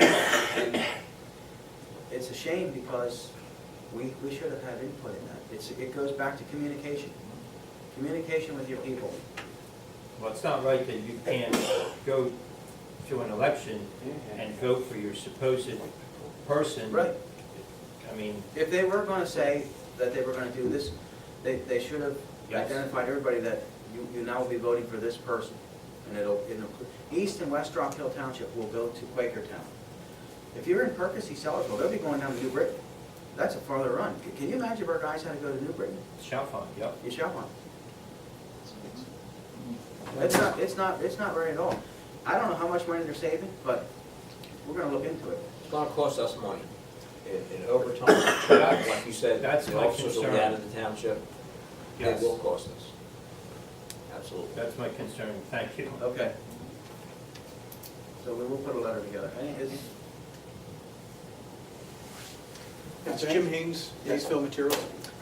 Our office was contacted recently by Greg inquiring about a second quarry tour community day event. We came with a couple of dates we'd like to propose if the board would hear. Go ahead. Okay, we're looking at supervisors the 6th or the 8th of June in the afternoon as requested. Either one's fine with me. I know, Chris, you were one of the people. Yeah, I don't know, what days are they, 6 and 8? I believe it's a Tuesday, Wednesday, or Tuesday, Thursday. I should be all right either way. Tuesday or Thursday? Which one? He's okay either way. Which one suits you, Don? May, June, or? June. June 6th or June the 8th? Is it Tuesday or a Thursday? Either one of them. What suits you best? We'll shoot for the 8th and plan for that. Okay. What time are you thinking? We discussed this morning as a board at Maysville early afternoon. Is that acceptable, or Yeah, Tim Breed's gonna wanna be part of that as well. Okay. does that timing work, Chris? I think so. I think there were about 8 people we had on the list right now. Don's going, it might increase. I said I was going to go from continuity from the first one. Okay. So we may, I've heard, I know Corona Rilling and Yarnell Peter had also requested to go. And David Collingwood. And Steve, so yeah, it's kind of building up. If we make it the 8th, what's the last day that you have to have the number of people that will be coming? Chairman, it would be great to have it the Friday before so we can coordinate. Okay. I was told today roughly 10 was the head count we were looking at. Okay. We'll arrange for a small bus, one bus. That'll seat up to 19 and go from there. Okay. We're a little limited to that, because we haven't had a whole lot of additional people come in and say they want to do it, but there are some that have spoken up, and there's a couple that couldn't make it the first time. Good, thank What you. if you announce it, more people want to go? Well, we've been announcing it. We had the public. Well, we had The second. He has a bus that will accommodate 19, so I think, try to put it together if you can, okay? For the 8th. Appreciate your time. When we did the initial, we said that if anyone, couldn't make it, to call Greg and get a hold of him. So Greg has a list, and I don't think we want to go out and make a public comment again to try and get more. I mean, that, they were generous enough the first time, and with all the. Actually, there were deadlines that were missed, that people, and they Yes, accommodated. and they accommodated them. Yeah. Yes. So I think, if there's a few people that want to add on to that, that's fine. You got it. We'll stay in touch. Thank you for your time. Yeah, thank you. Okay, anybody else? Yes. Patrice Squared 715 Ridge Valley Road. I would like to say regarding point number 11, regarding your process, I would like to say that your process showed a lack of regard, a lack of value that you place on residents' participation in all of these meetings. It wasn't even a consideration in regards to the Planning Commission choice. Okay. If you placed more value on resident participation, maybe more people would show up. All right. Oh, Yeah. and for 2.5 years, we've attended these meetings for 2.5 years. We attended the Planning Commission meetings for 2.5 years. We attended the Conservation Committee meetings for a year. We Now, appreciate we that. know who's been at those meetings, and we know who hasn't been at those meetings. Okay. Any other comments? I would like to see that in the minutes also, sorry. Sorry. So noted, Chief. So noted. Yes, sir. I apologize, this might not be appropriate. Brian Dingy, 208 Holiday House Road, relatively new resident here. Okay. And I was just wondering, looking on the website a bunch, I'm trying to find, where do I find the local ordinances? To actually read them and review them. They're under the ordinance page. I couldn't find them, maybe that's just user error. Could you spell your last name, please? Dingy, D-I-N-G-E-E. Thank you. I'll show you that right after the meeting. I appreciate it. Right I after the meeting. apologize. Thank you. Okay, thanks. Mr. Collingwood. David Collins, Barn Road, Saturday, 12 to 2, rain or shine. Shredder event here, Thank $5 you. per copy. Thank you for reminding everybody, the shredder event. If you have anything, I tried to relay yesterday at the polls, so if you have anything you need shredded, please help out the Historical Society, Saturday, 12 to 2. $5 a box, and the proceeds go to the Historical Society, right here. Nothing will be seen by anybody, it goes right into the truck. Watch your shred. Yeah. And after you drop your stuff off, come over to Holiday House Pool, we're having a cleanup day. Yeah, they want to do that. Okay, are there any other comments? Okay, that being said, I'll entertain a motion for adjournment. So moved. Second. Motion's been made and second, all those signify by saying aye. Aye, thank you.